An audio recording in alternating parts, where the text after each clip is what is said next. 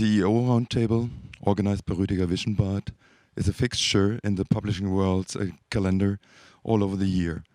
We've been waiting for this for quite some time now, so it's good to have you back, Rüdiger, and your team. We all are looking for new ideas. There's a lot of benchmarking going on in our industry. There are a lot of new players, and today we are getting some insights. So I wish you all the best for this meeting, and enjoy and learn a lot from what you can hear today. Thank you so much for joining us. Thank you, Jürgen. It's such a delight to be here and walking the aisles and meeting all the people that we haven't seen for such a long while. And we brought two things to this program here. One is we did once again a ranking of the global 50 leading publishing houses in the world, where we tried to figure out what is going on in this industry. And that Global 50 is a big report that has all the details. If you can have a slide, then you can see also the where you can download that Global 50 report. And the second thing is we thought, what is the essence of what's going on in the industry? And we found three terms: consolidation, consumers, direct to consumer, and community. We must work together. And that is why we focused on these three topics in today's CEO talk with two guests, one being here in a minute, Klaus Driever, who has a career in publishing and in bookselling in Germany, but is now in the big finance and insurance company Allianz as a digital expert, very much busy with consumers. And the other is hopefully online in a moment, Robin Warner, an investment banker based in New York City, who just executed a big deal.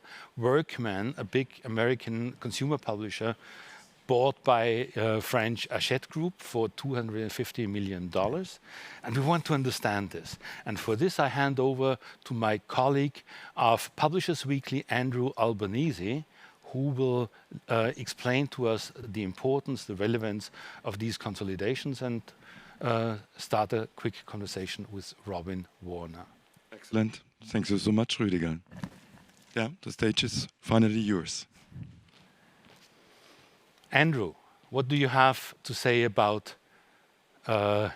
consolidation in the US going on? Well, I think it's certainly been quite a story. We've all been paying quite a bit of attention to it. I know that we're waiting for Robin Warner to join us shortly. I believe she's waiting for the link to join. Oh, she's here. Robin, are you there? I am now here. Okay. Well, why don't we find out from Robin then exactly her take on this? So obviously, this has been a very active period for merger and activity in our industry. Bertelsmann's acquisition of Simon & Schuster. We have News Corp's acquisition of the books and media division of Houghton Mifflin Harcourt. And as Robin knows very well, Hachette's purchase of Workman. So Robin, I wanted to start with a broader question. In terms of the trade book sector, does this latest wave of merger and acquisitions activity tell us anything about the state of the book business, or is this more a case of right circumstances, right, where the right deals and the right partners came together? Yeah, so I think that we should just step back a little bit and do a little very brief history. At the end of 2019, Shari Redstone was heading up CBS. She merged CBS with Viacom, so Viacom CBS yet again, and less than 4 months later, she announced that they were going to sell Simon & Schuster. Simon & Schuster had been rumored that they were going to be for sale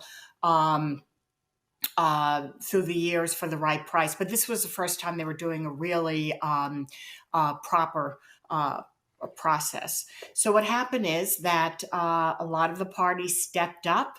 You had Vivendi, News Corp, HarperCollins, Bertelsmann's PRH. PRH won the bid, and they bid $2.2 billion, approximately $2.2 billion. That was around 10.5 times EBITDA, around 2.4 times revenue, which was very rich for the publishing industry. So then at that time, you have Jack Lynch. Jack Lynch had come over from Renaissance Learning. He'd come over to head up HMH, Houghton Mifflin Harcourt. His background is education. Houghton Mifflin Harcourt had a book publishing piece, and they also had the bulk of it was education. He decides this is a good time to put this on the market. Puts it on the market, gets $350 million for this asset, which again was a very good price for this asset. But again, it was HMH Books and Media. And in speaking with Brian Murray at the time, he said, what was very appealing about this is it also had the production arm. It had the media arm, in addition to great brands. So at this time also, we have 2020 where President Biden announced that they're going to increase the cap gains. He said 39.5% from 22%. I don't know where it's going to end up, but it's obviously going to raise. Carol Ann Workman, who has been approached a zillion times to sell her company, decided, now's a good time with these valuations and cap gains coming to do this. So we had 3 mandates: valuation, protection of staff for a material period of time, and the right culture for the authors and for the staff. Hachette ended up being the victor in this. They behaved incredibly. We got $240 million. I can't talk about the multiple, but it was a very, very, very good valuation. And so back to your point, it was kind of a confluence of things happening versus major changes in the industry. Yeah, it seems to me that having a good view of the horizon is really important to making a strategic decision, especially one to buy or sell. In recent years, I'll note at the Frankfurt Book Fair, we've heard that publishers have grown more confident in the future about how print and digital are going to coexist, for example. And then came COVID-19. So I really have to wonder how this pandemic, more to the point, maybe the economic policies in response to the pandemic are impacting publishers and maybe even investors' strategic decisions. I mean, the good news is that print books have done very well for trade, but is there still this element of uncertainty with the pandemic?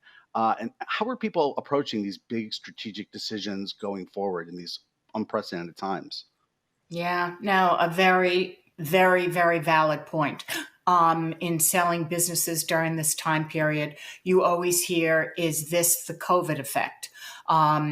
Obviously, for most publishers, revenues went up dramatically during this time period as people rediscovered books, both print, digital, audiobooks, big audiobooks, etc. So, and we are still in the COVID effect time period with the Delta variant, etc. Schools opening, schools not opening, etc. So, to your point, buyers look very carefully and are concerned that they want to pay a fair price, which right now is going for a very nice price, but they also don't want to overpay if after COVID things settle down a bit. Well, Rudiger mentioned consolidation. There's been a lot of concern about consolidation in the industry over the years. I know there's only so much you're going to be able to say about this. Obviously, you're not a regulator, but I'm going to ask you anyway, very broadly. What can you say to those who are concerned about the impact of consolidation in the industry on smaller players? Yeah. Well, first of all, a lot of the big guys distribute for the smaller players. I mean, Penguin Random House, Macmillan, HarperCollins, Hachette, they all have distribution arms and they distribute for them. This has been where the regulators came in. As you know, the Penguin Random House deal still has not closed. Hopefully the concept is that it will close by the end of the year. But for a lot of these other companies, if you're a $25 million company, et cetera, Penguin Random House may not be able to buy you. But for the other parties, it should not be a problem. It's all about market share. And that's what particularly the big guys are looking for, as much market share as possible. But again, you've got Chronicle, you've got Abrams, those are still the material companies that are out there. And, depending if they ever were for sale, depending who would buy them, that's when the regulators would jump in. The Authors Guild has been very active in terms of expressing concern for authors about this consolidation. I know that we're tight on time, so I should probably hand it back to Rudiger at this point. Robin, great to chat with you again. Thanks for being here today. And to all my colleagues in Frankfurt, I wish I was with you next year, hopefully. Same here. Same here. Robin, please stay with us. Thank you so much, Andrew, for these first sets of questions about consolidation in the United States of America. We are used, of course, that in the US, that's the kind of business that is going on. But how about Europe? So we move over to France, and I welcome Fabrice Piot from the French magazine Livre Hebdo, who will add another few questions, because in France, a very, very dramatic development has started, which points in a similar direction. Fabrice, and together with Robin, what do we need to know to understand what's going on in France in these terms? Well, the main event now is that, in the US, there used to be the big six, then the big five, now the big four. In France, we have the big two, with Hachette, number one, and Editis, number two. And the owner of the number two, the owner of Editis, which is Vivendi, is now taking over Hachette. I have a question for Robin about this. Robin, hi. I was wondering how do you feel with this perspective of the merging of the two main groups in France, which can be in any country actually. Do you think it's a risk or an opportunity for the whole book industry? So you are not going to like me right now, but we literally have signed confidentiality agreements as the representative of Workman and working with Hachette, not to comment on this scenario. So I had said that up front to the group, so I hugely apologize, but I'm legally bound. But maybe we can enlarge the question. I mean, generally speaking, as now in several countries, we have only a very few big actors controlling most of the market. Don't you think it can be a threat for the development, innovation capacity of the whole industry?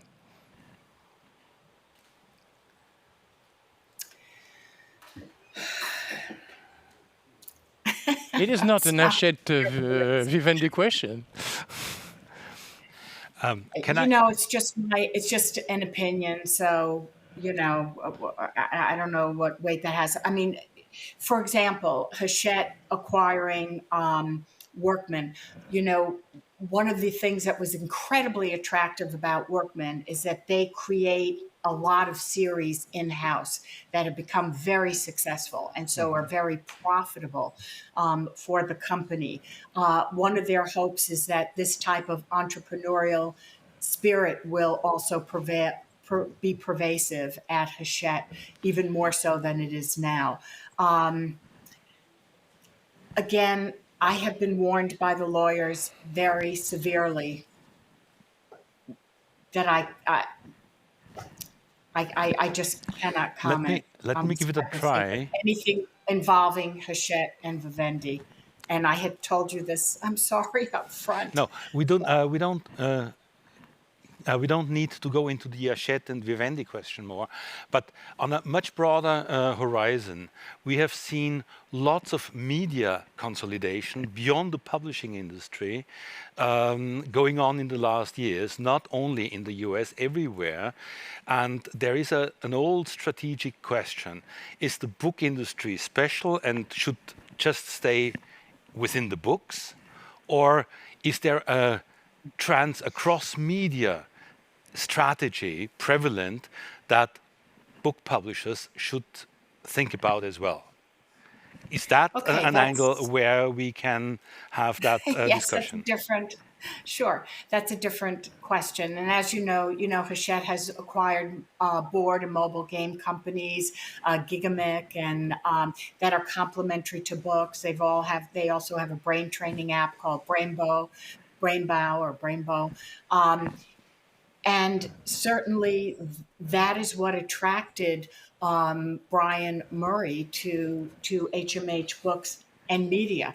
And that was the production of TV show and interactive use of content. I get teased at work. I cover the education and book publishing segments. And I get teased that I have the two segments that are the least tech enabled. And education came kicking and screaming in 2020. They had no choice. We say that in the last 18 months, they've made a leap for 5 years ahead in technology. They had to, because schools were closed and, they had to be able to communicate with students in a tech way. The same thing in terms of book publishing. Book publishing has been very slow to adapt to technology. And when we did do the ebooks and so on, everyone said, oh, print's going away, which was ridiculous. It's the pendulum swings and so on. It's now got its 20% place or whatever. Audiobooks, I know you're going to discuss that later. I don't want to steal their thunder. Very, very hot right now. That's part of HMH also. They have their own audiobook studio. So it is creeping into book publishing, but it certainly isn't embracing it as quickly as healthcare, finance, all the other industries. But it's getting there. It's getting there. Returning to consolidation, from your initial experience inside the publishing industry, don't you think there is an impact of the acceleration of consolidation on the innovation capacity, creation capacity inside the publishing groups? I mean, for example, Editis is a group which has had within 15 to 17 years, 5 different owners, from Vivendi to Wendel, from Wendel to Planeta, from Planeta to Vivendi again, and I forgot Hachette at the very beginning, and they have to pay. Actually, they pass a long time to pay the acquisition of from the new owner. Don't you think it can have a sort of a bad impact on their own capacity of investment? So it's interesting because if you were a fly on the wall in the meetings that we had with Hachette, it was incredible. The excitement and the cross-pollination that was discussed and the exciting things that can be done between both companies. Yes, you can fight for that, but in this particular situation, I did not see that at all. As a matter of fact, I will share one thing that I don't think I'll get into trouble about, but we had prepared a huge management meeting deck, 100-slide management meeting deck, and Michael Peach said, I don't want to do that right now. We'll read that afterwards. I want to sit. I want to talk. I want to discuss opportunities, how we can both benefit each other, the creativity, etc. It was such an exciting meeting. and it made Carol Ann say, in addition to the other pieces, falling into place, this is a really good home for my company, and it will just expand and thrive. Okay. Many thanks, Thank you, Fabrice, for that wonderful thank you, Robin. Bringing us to Europe. And Robin, stay with us for the rest of the conversation. We come back to you a little later, but now we want to go from France after the US to Germany. And there is a few interesting things that we need to observe in Germany. The first reaction when you talk to someone in Germany about publishing consolidation, they would say, oh, but not here at all. There is not that amount of consolidation. There is no big mergers and acquisitions lately. And then you said, wait a moment. In book retail, there is a lot of consolidation going on. And that's where we move on with the next round. And I welcome Klaus Driever, our second expert guest from Allianz, who has a background, by the way, as Robin has a background in publishing as well. And he will be in the conversation with Lena Scherer of Buchreport, who will focus on that very specific German situation at first. Please. Thank you, Rüdiger. You pretty much had a good point that the situation here in Germany is somewhat different to what we see, for example, in the US right now. Of course, there are M&A activities, and we have seen them for years now. But, and this is something important, I think, compared to other countries, we still have, on the publisher side, a lot of medium and smaller publishers. So we have, of course, the big publishing companies such as Bertelsmann and Random House, or the German Bonnier Group, or Holzbrink. But behind those, we still have a considerable number of companies. And this is pretty much my first question for you, Klaus. How do you explain this? Why is the German market somehow different to others? That's an interesting question. I think there are multiple reasons for this. One is, of course, let's call it the regulatory environment, fixed book prices. Then you have the history of a wholesale system like KNY and Libri. But I think the main reason is really, on the one hand, that there always has been a diversity of different bookstores around Germany. And another topic is really we have a lot of entrepreneurs, bookstore owners, bookstore managers, who on the one hand really they have a mission. They understand the role of bookstops and bookstores, how it's changing.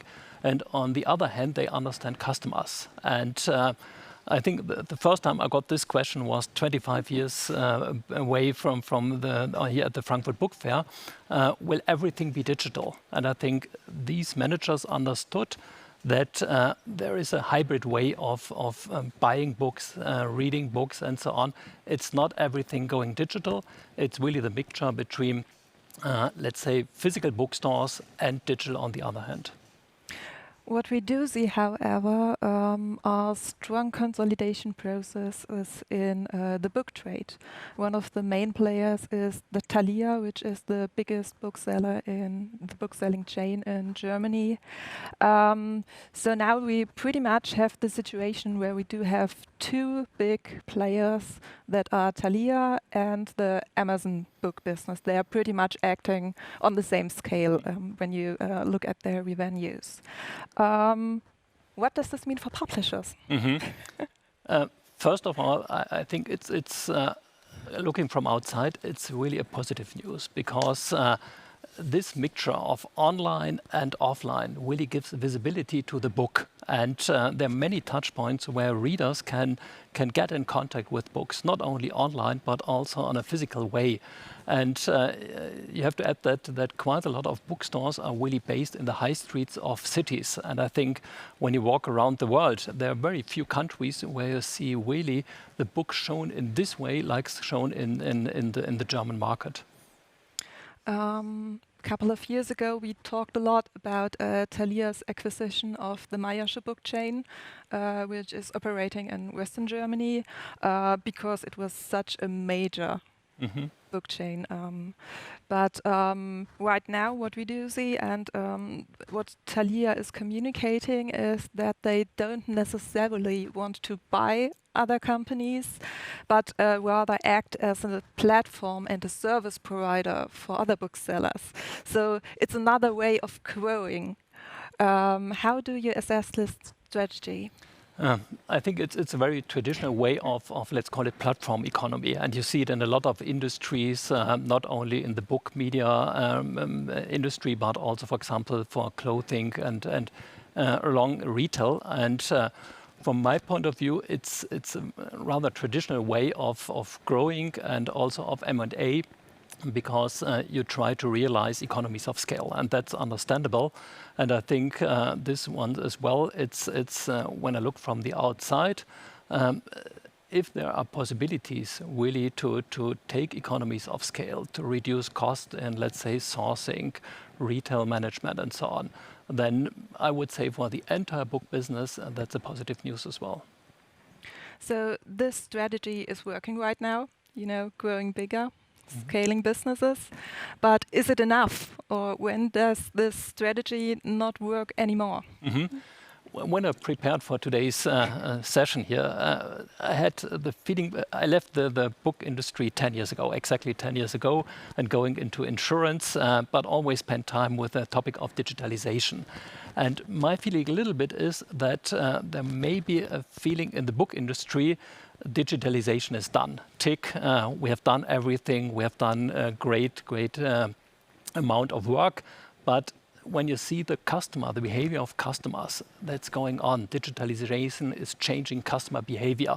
And on the other hand, you have a lot of new developments in IT as well.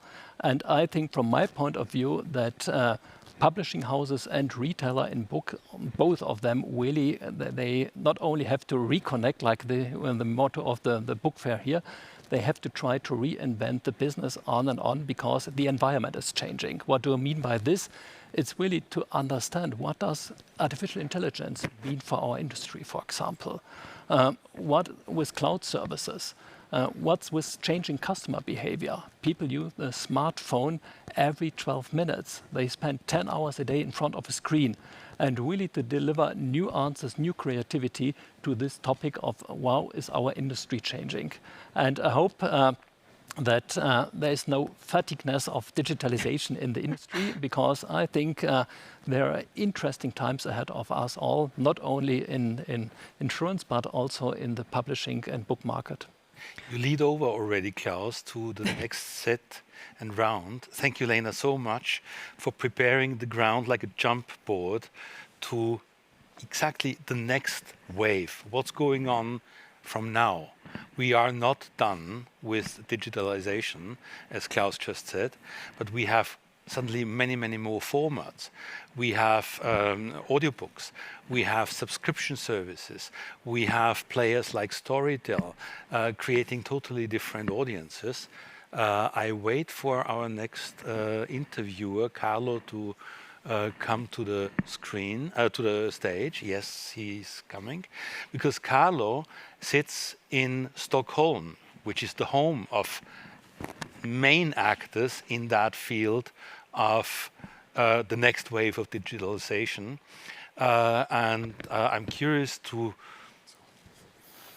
dive into that Nordic sea of reinventing publishing. Carlo, please. Sure. Well, I'd like to ask some questions to Klaus here. So, Klaus, you said you've been out of this market for 10 years now, but you are very active in the digital area of it. You are involved in the Tolino initiative in Germany, and I imagine that we spent lots of time 10 years ago trying to imagine what the future would be for digital publishing. So 10 years later, did you know you were going to be like here? It's more than we expect, less? Did anything happen that was really a surprise to you? How do you compare the reality today from the forecasts you had for digital in publishing? Probably it's different than I would have thought 10 years ago, and you never know what the future will be. But from my point of view, the biggest topic is really that I see, for example, when I go into a bookstore, the way books are presented and so on, I see a lot of creativity. I think that's really wonderful to see, and really shows that book is still a very special product. I see a lot of things going on online and new business model. I think we will talk later on, like Wattpad, Inkit, and so on. I personally would have expected a higher share of audiobooks and ebooks in the market, but for different reasons, this really didn't take place, at least in the European markets. I understand. And when I look at the insurance market as a consumer, I realize it's more and more B2C. So I remember was living in Brazil, I needed a person, a salesman, talk to someone, call someone to get insurance. Now that I'm living in Sweden, I can just go online and just do my insurance very quickly. The companies became very B2C. And that was, of course, possible due to the digitalization of everything. Do you think that's something that's going to happen more and more in publishing? Do you think that's a trend that is going to be across all the industries? So when I talk about the insurance industry, actually it's a hybrid world. We see that almost everybody who takes out a policy really does research online. But actually, more than 95% of people buy a policy from an intermediary agent and so on. And the challenge for us is really to have a seamless customer journey between online and offline. And when I look to the book industry, and as I said before, I think that the best thing that can happen to book publishing and the book industry as an industry is really that you understand the customer needs and combine online and offline, and really are able to, let's call it, to celebrate books and authors on both platforms. And do you think the publishers are prepared for that, or you need the Wattpads and these new players that came from outside? As I said before, there's a little bit of impression on my side, perhaps I'm wrong, because it's really an outside-in view that the book industry was the first industry really facing digitalization already 20 years ago. And when you have spent so much time with questions of digitalization, with all the aspects, investment and so on, trial and error, perhaps at some point you really would wish, okay, this is done. And I would say that the industry would need a new and fresh approach. What our customers are really looking for, and where can I get, for example, new authors? What's the way really to pinpoint target groups to develop new authors?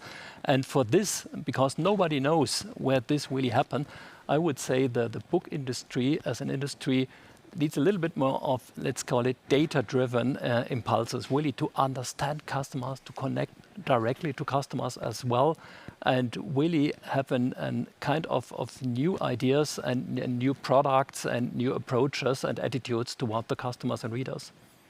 Interesting. I would like to ask a quick question to Robin there about merger and acquisitions, and especially about these companies that try to take a new look to the customers.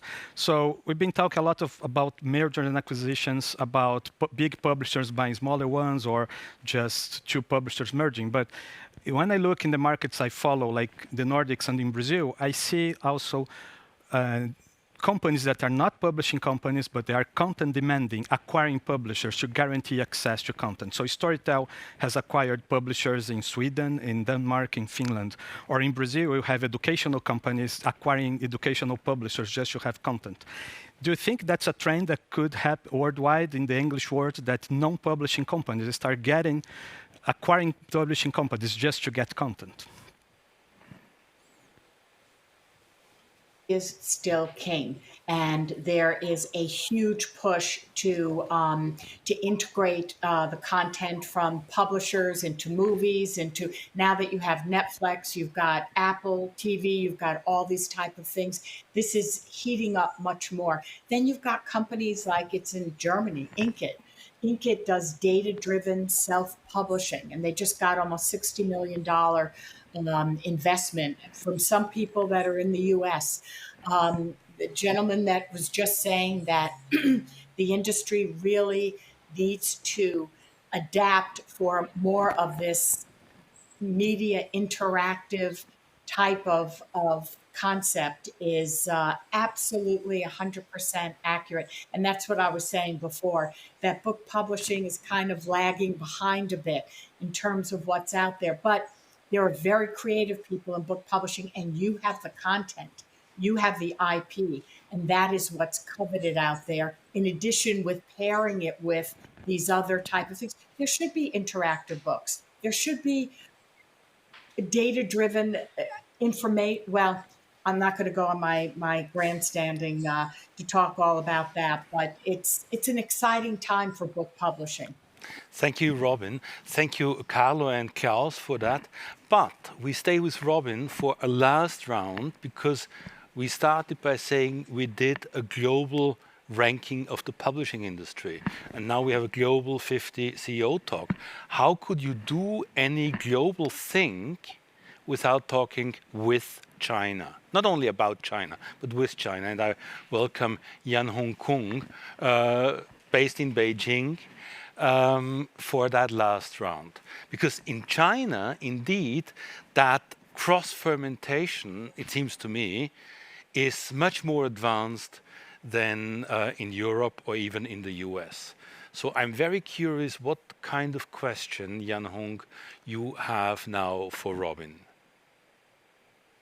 Thank you, Rüdiger. Yes, I'm. Hello, Robin. I'm Yan Hong Kong from .com of China. I have a question for you from the global perspective of consolidation. How do you think of the similarities and the differences between China and Europe or North America? Thank you. Yes, thank you. I've had some very interesting experiences recently with my interactions with Chinese companies, both on the education end and on the book publishing end. And with all due respect,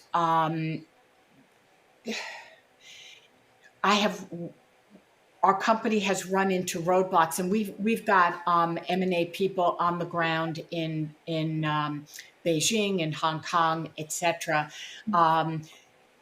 There has been a reticence to move forward. I have to choose my words carefully. There's been a reticence to move forward since a lot of the Chinese companies have said to us, we can do pilot programs, we can, or take your content, or we can, but with the government so strongly stepping in, and it's their right to do so, it's your country's right to run your country the way they want to. But there has been some concern in terms of the ability to work freely, excuse me, allergies, to work freely with the Chinese market. And I could give some examples, but I think I should stop right there. But let me ask directly to Yan Hong. When you observe what's going on in North America, in Europe, with regard to audiobooks, self-publishing, publishers being linked to other universes of the media and content industries, do you see rather similarities, or do you rather see differences in the big trends? In China, you mean? In China, yes. Yeah, same to Europe or North America. Now, most publishers in China, they focus on multimedia, not only book only. So it's a trend for publishing groups or publishing or private companies that want to do more content cross media.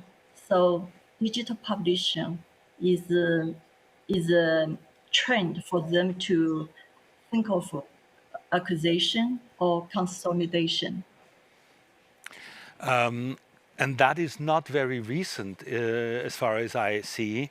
That trend of going much more aggressively into cross-media, into promoting these cross-media strategies, that has started more than 10 years ago, isn't it?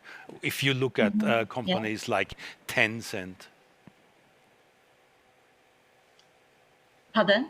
The last? I say that is reaching out to cross-media policies, doing all kinds of medias, and not just book publishing. That is not a new development in China. That is going on for 10 years, if I look at a company like Tencent or others.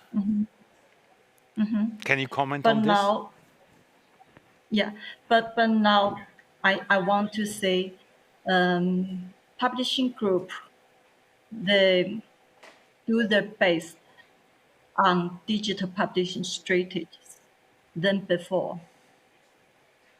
Can you repeat this? Because it was not very clear to understand. I want to say most publishing groups, they focus on publishing strategy on digital. So you mean the main focus of the publishing companies is now on digital and not on print anymore. Is this correct? I want to say traditional publishing is still important and very important, but cross-media publishing become more and more important. Since last year, more and more consumers go on buying content online. So publishing digital content become more and more important. So publishers, they want to sell their content cross media. That's why our publishing groups, they invest more on digital strategies. Thank you so much, Yan-Hung Kung from Beijing. Thank you, Robin Warner of the Oaklins, DeSilva+Phillips group, who is specializing in mergers and acquisitions out of New York. Thank you to Klaus Driever of the Munich-based Allianz Group. I also have to thank you, to say a big thank you to our sponsors for all these research activities, which are BOD, the Book on Demand service in Germany, the digital distributor Bookwire, and the software company K&K. And of course, I need to emphasize once again that this is all a work that comes out of a group of publishing professional trade magazines that we are working with for years and years to gather all that information. That is in Germany, Buchreport, in France it is Livre Hebdo, in China it is BookDAO, and in the United States of America this is Publishers Weekly. And the Global 50 ranking, which has a tremendous amount of individual data, not only just who is the biggest, who is the smallest, but who did what, in what time, what are recent company developments. That is something that you can find online. I'm not sure if we have that slide, which I prepared initially, where we have the download website. Can we have that slide, just the first slide, for a second? Or otherwise, just Google Global 50 Publishing Ranking, and you will find it, I'm sure. Thank you very much to the Frankfurt Book Fair for allowing us and inviting us to have that conversation. And I hope that you learned a few things that are relevant to the way you do your business in the next days when, as Jürgen emphasized, again, finally again, we are able to walk through these halls, meet and chat. Thank you very much.